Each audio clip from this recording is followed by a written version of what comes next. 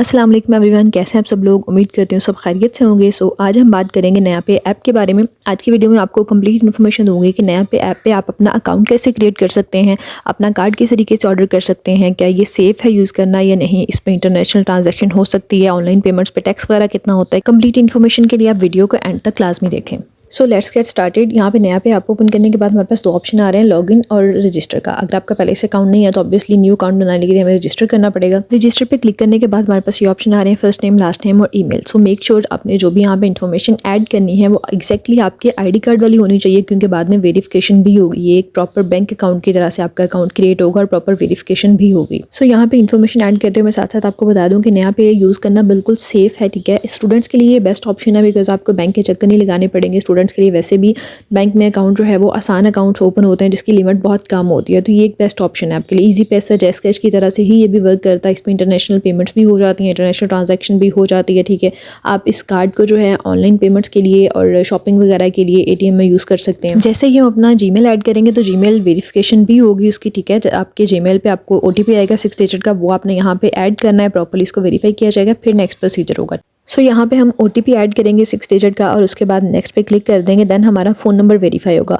और phone number के लिए ज़रूरी नहीं है कि आपका जो ये फ़ोन नंबर यहाँ पे जो ऐड कर रहे हैं वो सेम आपके आईडी कार्ड पर रजिस्टर होना चाहिए। जो भी आप सिम यूज़ कर रहे हो, चाहे वो आपके फैमिली में से किसी भी मेंबर के नेम पे है, वो यहाँ पे यूज़ हो जाएगा। ज़रूरी नहीं है कि सेम आईडी कार्ड पे ही ये रजिस्टर हो। तो मोस्ट इंपॉर्टेंट थिंग कि आपका नंबर ऐड करने के बाद नीचे सर्विस प्रोवाइडर का भी ऑप्शन आ रहा है। तो जैसे मैंने नंबर ऐड किया है वो ऑटोमेटिकली डिटेक्ट हो गया कि टेलीनॉर है, बट समटाइम ऐसा होता है कि हमने सिम किसी अदर नेटवर्क पे कन्वर्ट कराई होती है। तो अगर आपने कन्वर्ट करवाई हुई है तो यहाँ से आपको सर्विस प्रोवाइडर भी खुद से चूज़ करना पड़ेगा। अब यहाँ से फ़ोन नंबर भी वेरीफाई होगा, 6 डिजिट का कोड आएगा आपके फ़ोन नंबर पे और वो आपने यहाँ पे ऐड करना है, देन इसकी वेरिफिकेशन हो जाएगी। यहाँ पे एक और इंपॉर्टेंट बात आपको बता दूँ कि नया पे ऐप यूज़ करने के लिए, इस पे कार्ड वगैरह और अपना वैलेट क्रिएट करने के लिए आपके पास आईडी कार्ड होना ज़रूरी है। अगर आप अंडर 18 हो तो आप अपना फैमिली में से किसी का बना के उसके आईडी कार्ड पर उसको यूज़ कर सकते हो। अभी हमने नेक्स्ट किया है तो यहाँ पे ऑप्शन आ रहा है आपके नया पे क्रेडेंशियल्स का, मतलब आपके यहाँ पे आईडी क्रिएट होगी और उसका पासवर्ड होगा। जैसे सेम फेसबुक की आईडी होती है, जीमेल आईडी होती है, उसका पासवर्ड होता है।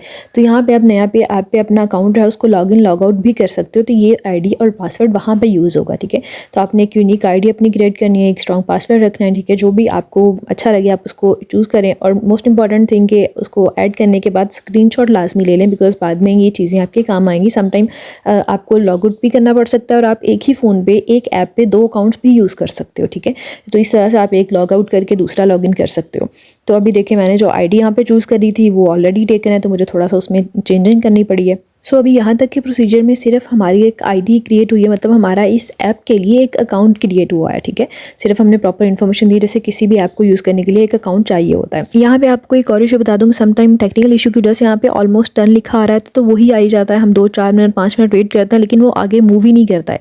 तो अगर ऐसा कोई इशू आप 4-5 मिनट वेट करें तो आप बैक करेंगे, फिर बैक भी नहीं होगा। आप उसको डायरेक्टली जो है ना पेज डाउन कर दें। पेज डाउन करने के बाद यूज ऐप में से वो बिल्कुल ख़त्म करके दोबारा से नया पे ऐप ओपन करें, ठीक है।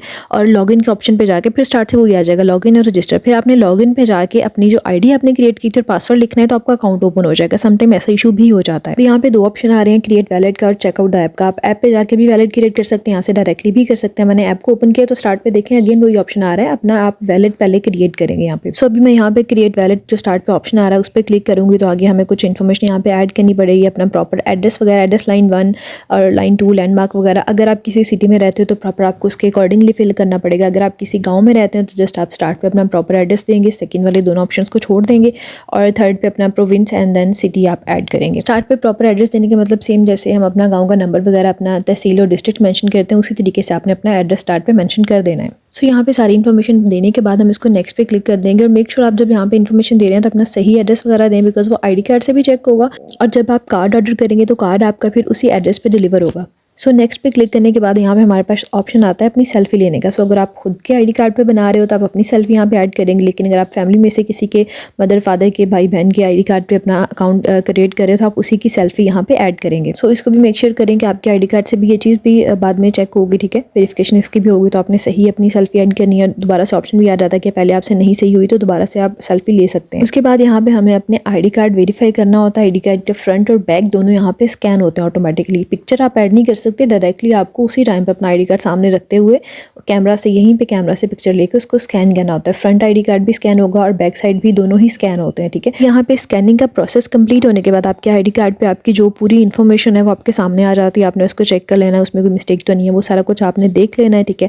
ID कार्ड की पिक्चर्स भी आ जाती हैं, ठीक है। उसके बाद आपने उसको नेक्स्ट पे क्लिक कर देना है। यहाँ पे डेट एक्सपायरी इस पे नहीं थी तो वो नीचे ऑप्शन आ रहा है कि ये वैलिड है लाइफ टाइम के लिए, तो उसको आपने नेक्स्ट पे क्लिक कर देना है। देन एक्चुअली मेरा नया पे अकाउंट बना हुआ है, मैं उसको 2 साल से यूज़ कर रही हूँ। सो मेरा बहुत अच्छा एक्सपीरियंस रहा है। मैं अपना एक फैमिली मेंबर का क्रिएट कर रही हूँ, दैट्स वाई इस तरीके से हो रहा है प्रोसीजर, ठीक है। तो यहाँ पे अगेन आपके सामने नेम का ऑप्शन आता है, अपना नेम कंफर्म करें। फिर एडिशनल डिटेल्स आती हैं, सिटी ऑफ बर्थ, आपका सिटी ऑफ बर्थ कौन सा है वो आपने ऐड करना है, और मदर्स नेम ऐड करना है। सेम जैसे आप ID कार्ड वगैरह बनाने चाहते हो तो आपके फैमिली मेंबर कोई ना कोई साथ होना चाहिए, आपके सिबलिंग्स में से, आपके पेरेंट्स में से। जैसे आप बैंक में अकाउंट बनवाने चाहते हो तो तब भी आपके सिबलिंग्स का या फिर पेरेंट्स में से किसी का ID कार्ड रिक्वायर्ड होता है। तो यहाँ पे भी प्रॉपर नादरा से ये वेरिफिकेशन होगी, इसलिए डिटेल्स ली जाती हैं। सो बेसिकली मेरे पास कार्ड भी है, मैं उसको 2 साल से, तकरीबन 3 साल से ही यूज़ कर रही हूँ। ATM में भी यूज़ हो जाता है। ATM में बस ये है कि लिमिट उसकी कम है कैश की, ठीक है, और उस पर टैक्स भी थोड़ा सा ज़्यादा है, तकरीबन 20 से 25 उस पर टैक्स है, 20 से 25 रुपये इतने टैक्स होता है उस पर, ठीक है।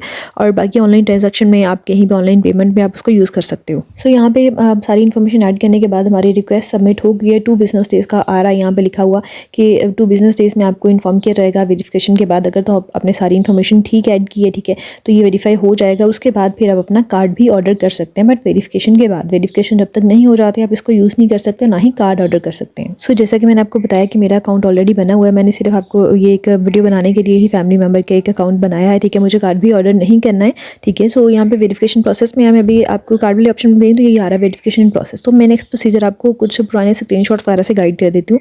जब आपकी वेरिफिकेशन हो जाती है, जहाँ पे वेरिफिकेशन इन प्रोसेस लिखा रहा है टॉप पे, यहाँ पर फिर क्रिएट मोबाइल पिन का ऑप्शन आता है। उस पर क्लिक करने के बाद कुछ इस तरीके से आपके सामने मोबाइल पिन का ऑप्शन आ रहा होता है। पिन आपने कभी भी किसी से शेयर नहीं करनी होती, पिन चाहिए होती है आपको ऑनलाइन पेमेंट्स के लिए। जब आप यहाँ पे ऐप को यूज़ करते हो, ऑनलाइन पेमेंट्स वगैरह करते हैं, जैसे सेम ईजी पैसा, जैस कैश वगैरह से। पिन ऐड करने के बाद फिंगरप्रिंट का भी ऑप्शन आता है। फिंगरप्रिंट आप यूज़ करना चाह रहे हैं तो वो भी आप यहाँ से वेरीफाई कर सकते हैं, अदरवाइज आप इसको स्किप करते हैं। उसके बाद कुछ सिक्योरिटी क्वेश्चंस होते हैं, ये आप लाजमी ऐड करेंगे। उस केस में होता है कि आप अपना पिन वगैरह भूल जाते हो तो आप इन क्वेश्चंस आपके सामने ही आएंगे, आप इनका आंसर करके तो अपना अकाउंट जो है वो लॉग इन कर सकते हो। सो अभी हमारा वैलेट रेडी हो जाएगा, अब हम कार्ड भी ऑर्डर कर सकते हैं। कार्ड वाले सिंपली ऑप्शन पे जाएंगे तो हमारे पास ये सारा प्रोसीजर आता है। यहाँ पे नीचे हमारा एड्रेस आ जाता है जिसको मैंने ब्लर किया हुआ है। तो अगर आपको एड्रेस चेंज करना है, आप डिलीवरी किसी और एड्रेस पे करवाना चाह रहे हो तो आप वहाँ से चेंज भी कर सकते हो। और यहाँ पे सबसे इंटरेस्टिंग बात यह है कि कार्ड आपका बिल्कुल फ्री होता है। बैंक अकाउंट्स में आप कार्ड जब ऑर्डर करते हैं तो तकरीबन 2,000 से 3,000 तक उसकी फीस होती है, बट यहाँ पे कार्ड बिल्कुल फ्री है, आप उसको 0 रुपीज़ में ही ऑर्डर कर सकते हैं। सो अभी मैंने यहाँ पे अपना पर्सनल नया पे अकाउंट ओपन किया है जिसमें आपको मैं कार्ड के बारे में इन्फॉर्मेशन दूंगी। यहाँ पे 2 कार्ड के ऑप्शन होते हैं, वर्चुअल कार्ड का भी और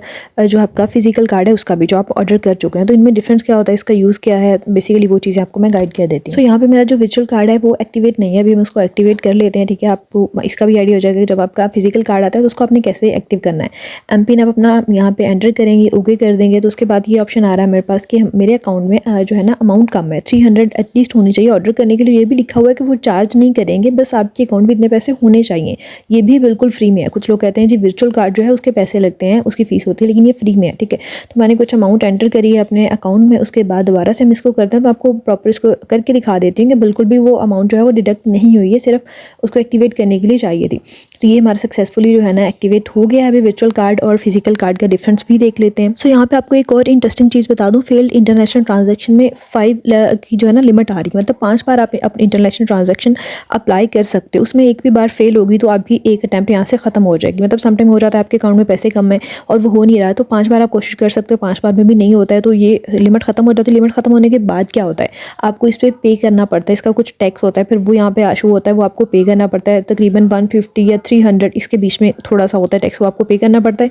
फिर से ये जो लिमिट है ये रीसेट हो जाती है, दोबारा से आपके पास 5 अटैम्प्ट्स का ऑप्शन आ जाता है। सो बेसिकली फिजिकल और वर्चुअल कार्ड में कोई मेन डिफरेंस नहीं है, बस ये कि वर्चुअल जो कार्ड है वो आपके मोबाइल के अंदर ही, आप उसको फिजिकली यूज़ नहीं कर सकते। फिजिकल कार्ड फिजिकली यूज़ हो सकता है, वर्चुअल को आप सिर्फ ऑनलाइन ट्रांजैक्शन के लिए यूज़ कर सकते हो, ठीक है। ऑनलाइन ट्रांजैक्शन के लिए लिमिट आ रही 50,000, वो सेम फिजिकल कार्ड पे भी उतनी ही है, ठीक है।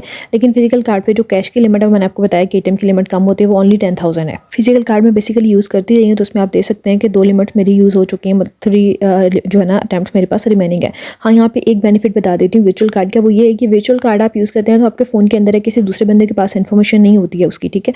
तो वो यूज़ करना सेफ होता है। आपका जो ये कार्ड है फिजिकल, ये समटाइम गुम भी हो जाता है। हो सकता है आपने किसी के साथ इन्फॉर्मेशन शेयर की हो, वो इसको यूज़ करेगा तो आपके अकाउंट में से पैसे कट हो जाते हैं। तो इन केस अगर आपका जो है फिजिकल कार्ड गुम हो जाता है, आपको नहीं मिल रहा है, तो आप उसको फ्रीज़ कर सकते हैं। यहाँ पे फ्रीज़ का भी ऑप्शन आ रहा होता है। कार्ड गुम हो जाने के बाद भी हमारे पास एक ऑप्शन होता है कि हमारे पास वर्चुअल कार्ड है, हम उसको फिर सिर्फ ऑनलाइन ट्रांजैक्शन के लिए यूज़ कर सकते हैं। ठीक है, बाकी भी मैं ये शो करवा देती हूँ कि अकाउंट में पेमेंट उतनी ही है जो मैंने अमाउंट ऐड की थी वर्चुअल कार्ड ऑर्डर करने के लिए, वो बीच में ही है, वो बिल्कुल भी डिडक्ट नहीं हुई है। सो होपफुली मैंने नैप ऐप के बारे में आपको फुल गाइडेंस प्रोवाइड कर दी। आपका कोई भी क्वेश्चन हो तो आप कमेंट में पूछ सकते हैं। हंसते मुस्कुराते रहें, दूसरों के लिए आसानियां पैदा करें, तो इंशाल्लाह अल्लाह पाक आपके लिए भी आसानियां पैदा करेगा। अगर आपको वीडियो अच्छी लगी है तो लाइक और शेयर करना नहीं भूलिएगा, और मज़ीद ऐसे कंटेंट के लिए चैनल को सब्सक्राइब कर दें। अल्लाह हाफिज़।